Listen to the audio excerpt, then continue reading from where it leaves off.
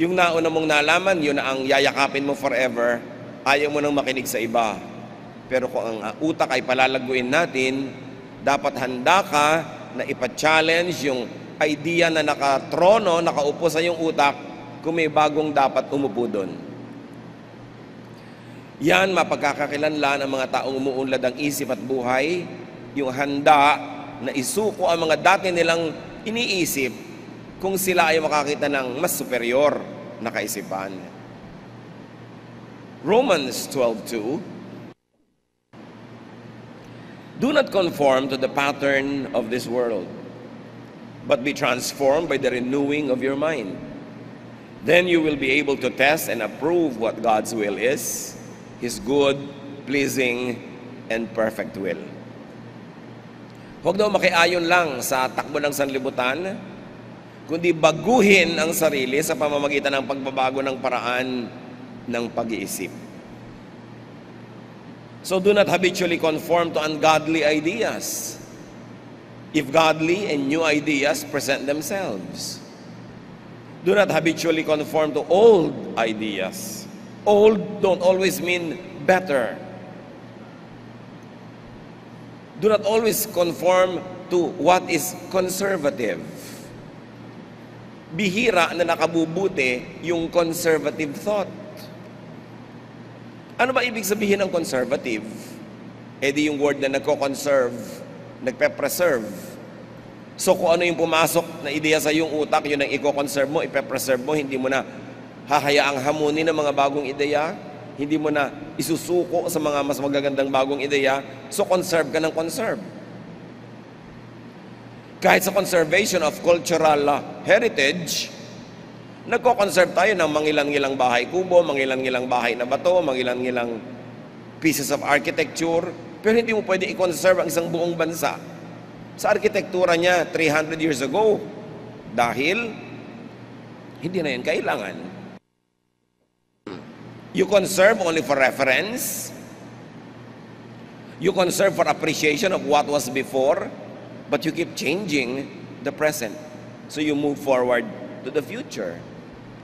Siyempre, may mga romantic sa bawat bayan.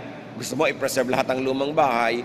Hindi naman pwede kasi kailangan tayo mag-accommodate ng mga high-rise, kailangan tayo mag-accommodate ng mga bagong itsura ng mga building na nagko-conserve ng energy, useful ang bawat space, but you conserve a few samples of those houses, of those buildings, para meron tayong reference sa nakaraan at meron tayong na-appreciate. Ganon din sa pag-iisip.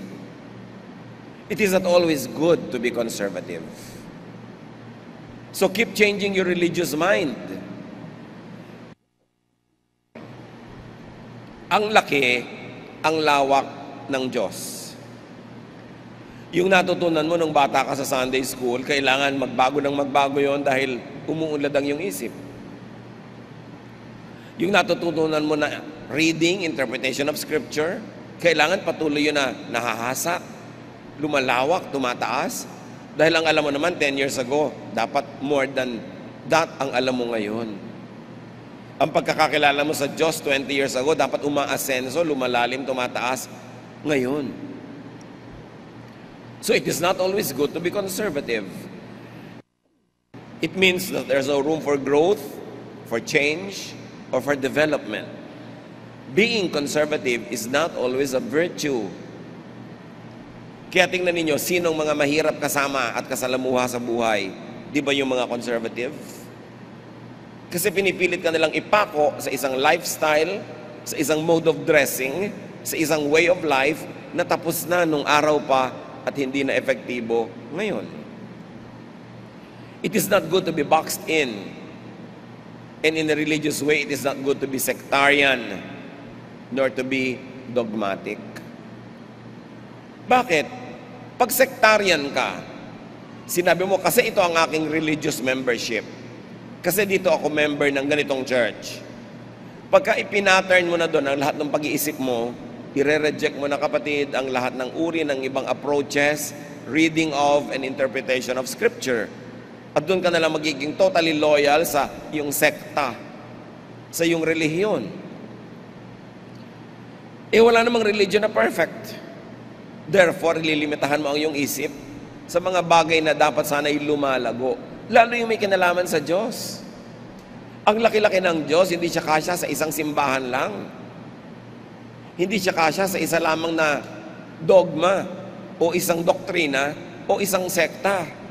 Hindi siya pwedeng solohin at kanyahin ng isa lang na grupo kasi ang laki-laki ng Diyos. At pag nilimita mo ang pag-iisip mo, ayon sa pag-iisip ng isang sekta lamang, makukulong. At pag nakulong nga yung pag-iisip, ano mangyayari sa'yo? Magiging dogmatic ka, mali ang lahat, kami lang ang tama. Magiging judgmental ka sa iba, mali sila, kami tama. At magiging self-righteous ka dahil ikaw ang tama. Mga bagay na hinding-hindi itinuro ni Jesus. Huwag magpakulong sa nauna. Huwag din magpakulong sa most recent. Yung iba naman, baligtad, talagang hindi conservative. Pero lahat ng bagong uso, isinuot, ginawa, kinain, kahit experimental level pa lamang. Kaya importante mga kapatid, yung mga ideya na God said it, I believe it, that settles it, masyadong nakakapagpanaro ng isip. Mabuti ng mabuti sana kung yung pinaniniwalaan ay talagang God said. Paano kung people said, God said? Sabi lang pala ng mga tao na yun ang sabi ng Diyos. So, kikitiran mo ng utak mo, that settles it. It means hindi ka na handang makinig sa anumang ideya, wala nang argumento, wala nang presentasyon ng ibang mga iniisip ng kapwa, at yun na, tapos na ang iniisip mo. That is narrow-mindedness. At kung merong dapat magpalawak ng isip, unang-una na yung mga relihiyoso, yung mga maka-Diyos, knowing that God is so great, that there is so much to know about God, that you cannot be 100% loyal to any sectarian thought or doctrine because that will limit the way you think. Kailangan nakabukas ang isip. God needs no protection from lies because God is truth and truth prevails. Huwag tayong sobrang matakot magkamali, ayaw mo na tuloy mag-isip. Sa pag-iisip at sa natural na period ng pagkalito, pag ikaw'y nag-isip, doon isinisilang ang mga bagong magagandang ideya. Walang nagkakaroon ng kaliwanagan na hindi mo na nalito. Anong ibig natin sabihin? Naniniwala ka na sa idea A, tapos may narinig kang idea B, nalito ka dahil magkalaban kumisan yung dalawang ideya. Pero pag hindi ka nagpagulo, inayos mo yan, inisip mo, ipinanalangin, sinaliksik, malalaman mo ang magandang kombinasyon pala ng ideas A and B. And then now you have a higher level of learning. Huwag kayong natatakot malito. Ayoko niya, nalilito ako, ayoko na lang pakinggan. Kasi walang ipinapanganak na hindi muna dumadaan sa hirap. At walang nanganganak na hindi muna nasasaktan. Kaya ganun din ang pagsilang ng mga bagong magagandang ideya. Meron ko minsang conflict. But that is a very healthy conflict. Not only your religious mind, keep changing also your practical mind. Ang lawak-lawak ng karunungan. Pag sinabi mo na ganito basta ako mag-adobo, period, ayaw mo na makinig sa ibang uri ng adobo, kinulong mo na ang iyong isip. Ganito talaga ako magtimpla ng ganito, ganito talaga ako gumising, ganito ang lifestyle ko.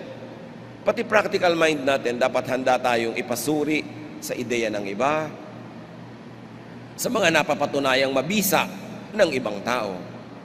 Philippians 4:8, don't ever stop thinking about what is truly worthwhile and worthy of praise.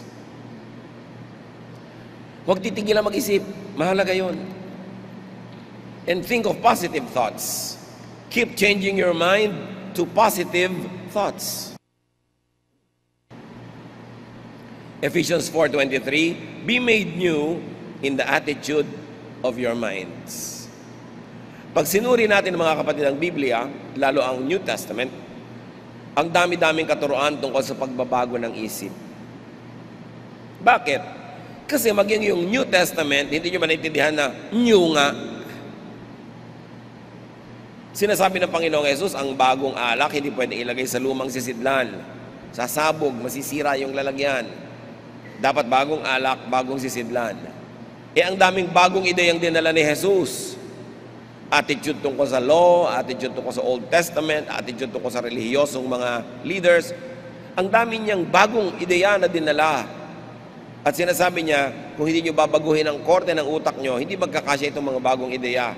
Magkakagulo. Keep changing your mind. Jesus was never conservative.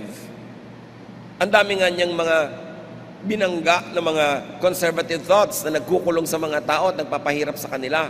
Kaya galit sa kanya yung conservative establishment. Pagbabago ng isip ang kanyang katuruan, Ephesians 4:23, let the Spirit change your way of thinking. Magtataka ka sa mga tao, bakit tayo tapon ng basura sa ilog? Ba't hindi natin baguhin ang pag-iisip tungkol sa ilog? Nung araw kasi may old concept tayo na lahat ng hindi kailangan itapon sa ilog. Kaya pag may bangkay, itapon sa ilog. Ipaanod sa ilog. Sa dami ng taong nagtatapon ng basura, barado na yung ilog. Wala nang ilog. Change the way you think about the river and you will change the way you behave and we will take care of our rivers. Ang dami-dami mga river, wala nang isda, hindi na mapaliguan ng mga tao kasi lahat ng kulungan ng baboy, yung mga dumi ng kulungan, doon nagpupunta sa ilog. Again, it's a way of thinking. Bakit mo ilalagay ang mga dumi ng kulungan ng baboy sa ilog? Ano mangyayari sa ilog? Pagka maraming mga kababayan tayo nagkikita-kita, nagtatagpo-tagpo, tingnan nyo ang iiwang tambak-tambak na basura. Dito lang sa bulwagan ng Panginoon, tingnan nyo mga ilalim ng silya ng mga tao pagkatapos ng worship. Sari-saring kalat ang iniiwan. Mga pinagkainan, mga balutan, mga pinag-inuman. Ano tingin nyo sa sahig ng bulwagan ng Panginoon? Basurahan? It's the way we think. Kailangan palitan natin ang attitude tungkol sa basura na basta matanggal ko sa sarili ko, maitapong ko, okay na ako. It has to be disposed of properly. Mahirap ba sa mga tao magdala ng mga mumunting mga plastic bags na kung may mga kalat-kalat silang nalilikha, balutan ng mga candy, etc., doon nila ilagay. At pagdaan nila sa isang matinong basurahan, doon nila ilagay, hindi kung saan-saan bitawan. It's the way we think. Pag tinitingnan natin ang mga problema ng ating lipunan, ang mga bus, kahit saan na lang nagbababa at nagsasakay, kasi ang gusto lang niya, siya ang makakuha ng pasahero, it's the way the drivers think. But also because it's the way the operators think. Why? Kasi porsyentohan ng mga driver ng bus. So gusto nila magsakay na magsakay kahit punong-puno na. Magmadali para makarating agad doon sa dulo at makapagsakay uli para dumami ang porsyento nila. Sasabihin naman ng iba, bakit hindi natin lang bigyan ng fixed salary ang mga driver para hindi sila ganon? Pag binigyan mo naman ng fixed salary, hindi na magdadrive.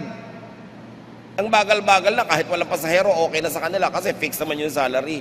So sinong may problema? Yung operator, yung pasahero na kahit saan gustong bumaba at sumakay, bababa at sasakay, yung driver, sino? Lahat, ang buong lipunan. So sino nagdurusa? Tayong lahat.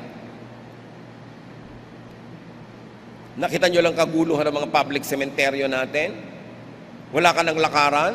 Nung nakatalikod ka, biglang merong naglagay ng nicho dito sa daan, may lumampas, merong nakatagilid, may nakatiwarek, patong-patong, ang gulo-gulo ng lipunan natin. We should change the way we think. Sobrang makasarili ang mga tao, hindi iniisip ang ikakabuti ng komunidad at lahat naman tayo nagdurusa. Kaya si Jesus mismo ang itinuro niya sa mga tao, baguhin nyo ang inyong pag-iisip. Hindi pag wala kang pera, ang iniisip mo, kanino kaya makautang? Again, it's a kind of thinking. But hindi mo iniisip, paano kaya ako kikita? Hindi yung paano kaya ako manghihingi. Pag-iisip, mahalaga. So let the Spirit change your way of thinking so you'd become more and more godly. Newness, renewal comes with new and renewed thinking. At sabi sa 1 Peter 1:13, be alert and think straight. Kailangan mapagbantay. Kasi laging merong gustong umakay sa ating isip at dalhin sa direksyon na gusto nilang puntahan natin. Piliin ang pinapakinggan. Huwag makinig lagi sa mga sulsol, sa mga emosyonal na mga lapit sa atin ng mga tao dahil lumalabo ang ating pag-iisip. Kung paano ka mag-isip, yun ang magiging buhay mo. Nakikita nyo, may magkakapatid, pare-pareho ng buhay nung maliliit. Pag nagtandaan, nagkakaiba-iba ng buhay kasi iba-iba mag-isip. Merong tamad mag-isip. O ang iniisip, puro katamaran, puro humingi, puro umasa sa iba. Habang buhay ganon. Meron naman ang iniisip kung paano lilikha ng kayamanan, paano magtatrabaho, umaasenso sa buhay. Kung paano ka mag-isip, doon ang magiging punta ng iyong buhay. Kaya kailangan malaya ang tao na mag-isip ng tama. John 8:32, you will know the truth, and the truth will set you free. Free from hell, free from ignorance, free from difficulties and hardships that are not necessary in life, free from the imprisonment of the mind. Knowledge sets free. Bakit ginagamit yung word na freedom? Kasi alam na alam ng Bible writers na ang utak ng mga tao nakakulong. Kaya sinasabi, truth sets free. Sino bang pinapalaya? Di ba yung nakakulong? Kasi alam ni Jesus na ang tao nakakulong sa kamalian, nakakulong sa maling paraan ng pag-iisip, kaya gusto niyang palayain ang mga tao mula dito. Nakikita ninyo, may mga bansa na biglang lumalaya. Ang dami-daming bansa sa Africa. Dati colonized sila ng mga Western monarchies. Nung nagrevolusyon sila at lumaya, ano nangyari? Ang dami-daming banana republic. May isang republika ngayon, may coup next week, bagong republika, nakakalimang republika na sila sa loob ng isang buwan. Ubusan sila ng ubusan, patayan sila ng patayan. Mainam pa nung iba ang mga masters nila na foreigner na namamahalang mabuti kasi iba ang takbo ng mentalidad. Tayo nung araw na pinamamahalaan ng mga Amerikano na gustong-gusto nating lumaya, ang sabi ni Manuel Quezon, mas gusto daw niya a Philippines run like hell by Filipinos rather than a Philippines run like heaven by Americans. So ano nangyari? Ayan, run like hell. Bakit naman kasi kailangan sabihin pang kailangan na run like hell? Hindi pa pwedeng a Philippines run like heaven by Filipinos. Siyempre, mga leaders, may mga prophetic powers sa mga sinasabi nila. Nagkakatotoo para sa buong bansa. Ang dami-dami nagkagulo-gulo dahil nung tayo na ngayon ang nag-rule sa ating mga sarili kasi nagkaroon tayo ng kalayaan politically pero hindi malaya ang mga utak natin from our old mindsets. Bakit na-preserve yung mga gubat doon sa Subic? Dahil lang pinainalagaan ng mga Amerikano nung araw. Lahat ng gubat sa paligid noon under the Philippine government nakalbo. O ngayon, nauunti-unti nang nakakalbo under our own government. Bakit na-preserve ang Camp John Hay, ang mga pine trees, dahil pinamahalaan ng mga Amerikano noon. Nung kinuha natin, ayan, kutakot-takot ang pinuputol ng mga puno, kutakot-takot na corruption. I am not saying that desirable to be ruled over by foreigners, pero nakita nyo kasi yung mindset ng Republican government, angkop sa utak nila, sa atin hindi. Sa atin ang demokrasya nagiging mob rule, yung marami nakakapangyari. Paano kung ang marami ay mangmang? Paano kung ang marami hindi nag-iisip na mabuti? Paano kung iboboto mo lang isang politiko dahil maganda yung asawa? Ano mangyayari sa demokrasya? At ganyan din ang nangyayari sa church. Gagamit ka ng mga democratic processes sa church, nagboboto ka ng mga elders, tapos mamimili sila ng pastor na i-hire. Power from below, democratic power. Not everyone is aware to be able to govern well. And if you get power from below, you get chaos when those who are below are not enlightened. It's all a problem of thinking. Sa mga pamilya niyo mga kapatid, sino ba mga problemang tao? Di ba yung baluktot mag-isip? Walang katwiran? Ignorance imprisons. Ignorance enslaves. Kaya si Jose Rizal noon, sabi niya, bago kalayaan, edukasyon muna. Kasi ano ang mangyayari sa isang bayang malaya na mangmang? Kailangan natuto ka muna para yung laya magamit mo sa responsibility, hindi sa licentiousness. Katulad din ng mga lumalaya sa Panginoon dahil may eternal security, anong gagamitin nila para sa mga pamumuhay na sobrang sama? Dahil sabi nila, secure na kasi ako. Ginamit yung kalayaan sa mali. Ang kalayaan ay bagay sa mga taong marurunong. Pag pinalaya mo politically ang mga tao hindi marurunong, sila magpapatayan, sila mag-uubusan. At sila hindi nila mamahalin yung public institutions. Ignorance of the majority empowers the cunning minority, even the monarchy and priesthood. Napakatagal, mga kapatid, na ginusto ng mga nagaharing mga uri sa lipunan like the elite, the monarchs, and the priesthood na panatilihing mga tao. Kasi ang mangmang na mga tao ay madaling pasunurin, madaling abusuhin. Kaya merong isang quote dito sa play ni Oscar Wilde, The Importance of Being Earnest, na gusto kong i-share with you because it encapsulates the idea of the elite about the masses. Sabi ni Lady Bracknell, isang elitistang mayamang babae, I do not approve of anything that tampers with natural ignorance. Ignorance is like a delicate, exotic fruit. Touch it, and the bloom is gone. The whole theory of modern education is radically unsound. Fortunately, in England, at any rate, education produces no effect whatsoever. If it did, it would prove to be a serious threat to the upper classes and probably lead to acts of violence in Grosvenor Square. Itong si Oscar Wilde, nakulong ito dahil sa kanyang mga pitik, no, at mga pilantik niya against the aristocracy at sa kanyang lifestyle that was not in conformity with the times of his life.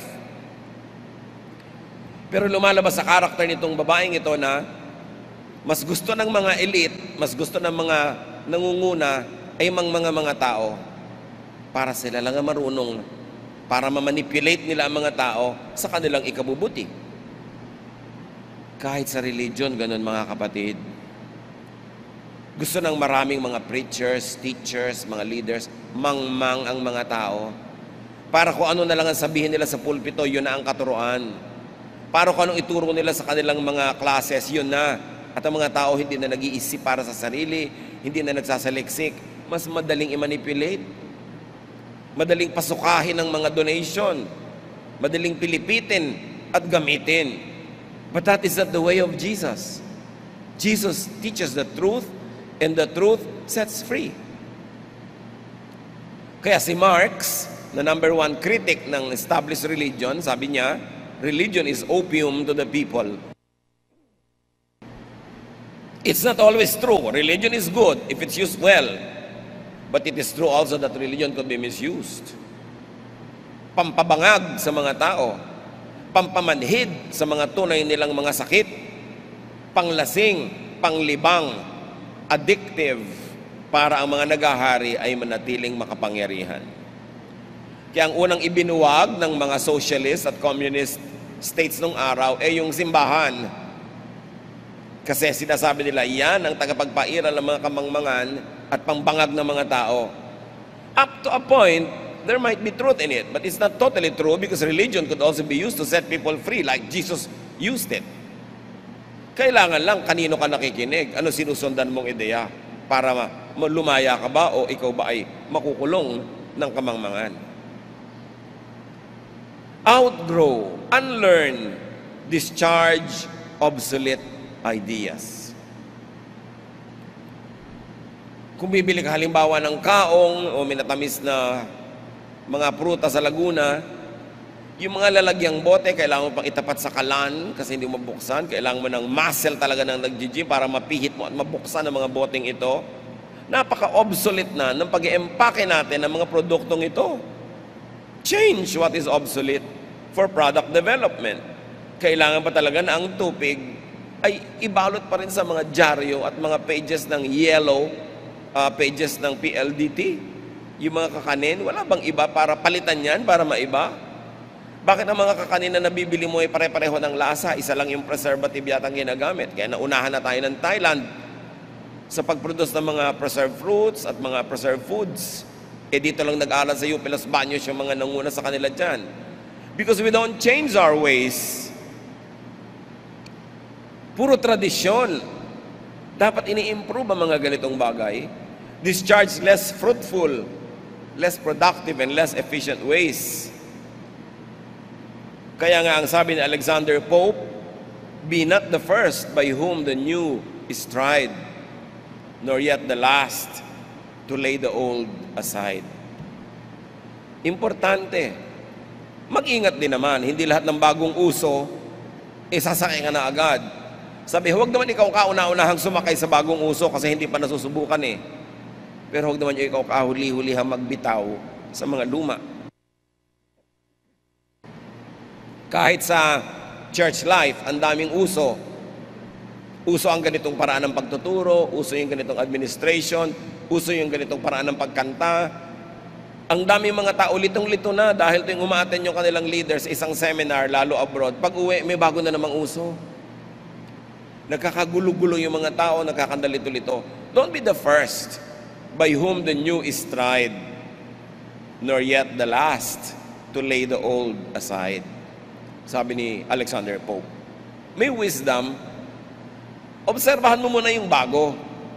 Pero pag nakita mong effective, doon ka nalang unti-unting makiuso doon. Huwag ikaw yung nauuna, hindi mo pa nasusubukan eh. Dahil yung mga disadvantages sa iyo mapupunta. But always be free to grow. Colossians 3:1-2. You have been raised to life with Christ. Now set your heart on what is in heaven, where Christ is and rules at God's right side. Think about what is up there, not about what is here on earth. Pinabangon na daw tayo at itinaas kasama ni Jesus, so ang utak natin dapat nasa taas, wala sa baba. Hindi laging geographical yung sinasabing langit na nandun sa malayo. This verse could be read as, think like Christ, put your mind in the heavens. Palaguin ang utak, palakihin, pataasin ang pag-iisip para maabot mo ang mga makalangit at matataas na bagay. Heaven could also mean a mindset, a level of thinking and awareness. 2 Corinthians 3:18, the Lord's Spirit makes us more and more like our glorious Lord when we get to think like the Lord. Goal ng mga Kristiyano, maging Christ-like. How will you be like Christ? Only when you think like Jesus. Not by doing what Jesus did, nagpapapako ka sa krus, kung ano-anong gagawin mo, kinokopya mo yung ginawa niya. No. Think like Jesus thought. And you will be like Him. Ang pinakakamukha mo naman yung taong kamukha mo mag-isip. Yun ang pinakakasundo mo at yun ang pinakaswak sa iyong sariling mga values. So mga kapatid, keep examining your thoughts. Hindi ko mo luma, hindi ko mo matagal na, at hindi ko mo tama noon, laging yun ang pinakamahusay kahit ngayon. Proverbs 14:12, there is a way that appears to be right, but in the end, it leads to death. So dapat suriin talaga, pakaingatan. Proverbs 24:7, wisdom is too much for fools. Their advice is no good. So huwag makikinig sa mga mali-mali, baluktot, magpayo. How else do we change our mind? We change our mind to improve your mentality and character. You don't change your mind para manalo ka sa mga argumento, para manalo ka sa mga pagtatalo, para ikaw ang pinakamagaling. No, you change your mind to improve your mentality and your character. To be more godly. To be more like God. 1 Corinthians 15:33, don't fool yourselves. Bad friends will destroy you. So talagang iniingatan ko sinong kausap. Madalas nagagalit lang tayo kasi depende kung sino huli nating nakausap. So iniingatan natin yan. Change your mind to improve your life, your surroundings, your world. Lalo tayo mga Pilipino, ang dami nating dapat baguhin sa ating bansa. Ang daming dapat baguhin sa paraan ng pamumuhay natin. magsimula sa pagbabago ng isip. Kailangan natin ng social discipline, responsibility, magkaroon tayo ng dignity. Igalang naman tayo ng mga ibang tao sa ibang bansa. Hindi yung pag nakikita tayong nag-uuna-unahan sa bus, nag-aagaw-agawan sa jeep, pumaparada kahit saan, kalat ng kalat, napipintasan tayo at nalalait at bumababa ang pagtingin sa atin. May mga bansa sa labas ng Pilipinas na maraming Pilipino, pag nagkita-kita sila doon, ang iiwan nilang kalat, bundok-bundok, tambak-tambak, para silang mga santambak na basura. Ano ang nililikha na impression tungkol sa ating lahi? At dahil sa mga impression na yan, anong nalilikha niya ng mga salary ranges para sa ating mga kababayan? Anong mga posisyon ang ibinibigay nila kung mababa ang pagtingin nila sa atin? Paano naman tayo igagalang kung magkikita-kita tayo, ang iiwan natin, bundok-bundok na basura, simpleng basura, hindi natin maayos? Maayos pa ba natin ang bansa? Change the way you think. Improve the way you understand and get understood by your world. Keep changing your mind for the better. Change from glory to glory. And very importantly, mga kapatid, change your mind to understand people. Think about this. Kung lagi kayong naiinis sa asawa nyo, hindi naman siya nagbabago, it's time to change your mind about your spouse. Change the way you think about her or him. Naiinis kayo sa nanay nyo, naiinis kayo sa anak nyo, naiinis kayo sa biyanan nyo, hindi naman siya nagbabago, ba't di na lang yung pag-iisip nyo, baguhin nyo, unawain nyo siya. Mas bigyan nyo ng lugar para maunawa nyo. Change your mind so you understand people, especially your loved ones, especially those who love you. Change the way you think so that you can promote peace and understanding and love among people. Kung lagi ang pag-iisip nyo ang nakakauwian nakakalaban nyo yung kapwa nyo, nagtatalo kayo, nag-iiba-iba kayo ng mga ideya, baguhin nyo na lang pag-iisip nyo para magkaroon ng katahimikan. Kesa patuloy naman, manindigan kayo sa inyong pag-iisip, naninindigan siya sa kanyang pag-iisip, pero ang ending, ang gulo-gulo ng buhay nyo. Mabuti sana kung hindi kayo magkasama sa isang bahay, sa isang bakuran, sa isang community, sa isang kumpanya. Ang iksi-iksi ng buhay, dapat pasayahin. Baguhin ang lahat ng paraan na ang nagiging ending ay gulo, lungkot, hirap, at mga pagdurusa. Because Jesus wants you well, Jesus wants you free, and Jesus wants you happy. But it all begins with you, how you think. Isipin natin mga kapatid, anong mga gulo ang mawawala kung papalitan lang natin ang ating pag-iisip? Anong katahimikan ang ma-enjoy ng mga pamilya kung medyo mag-a-adjust tayo sa ating mga kanya-kanyang paninindigan? Anong katahimikan ng puso ang ating matatamasa kung papalitan natin ang paraan ng pag-iisip natin? Ama naming Diyos, salamat dahil binibigyan niyo kami ng pagkakataong suriin ang aming mga sarili at maikonekta sa paraan ng pag-iisip namin ang mga problema namin sa buhay. Ituro niyo sa amin, Panginoon, kung saan kami responsible, saan kami may pananagutan sa paraan ng pag-iisip. Ituro niyo sa amin kung anong dapat baguhin sa pag-iisip namin para magkaroon ng katahimikan, katiwasayan sa aming mga tahanan, sa aming mga lugar na pinagtatrabahuhan, sa church, maging sa aming bansa. Teach us, Lord, how to change our mind for the better so we can be more and more like your Son, Jesus. Pagbulay-bulayan natin at huwag natin pagmadalian ng pag-iisip, mga kapatid.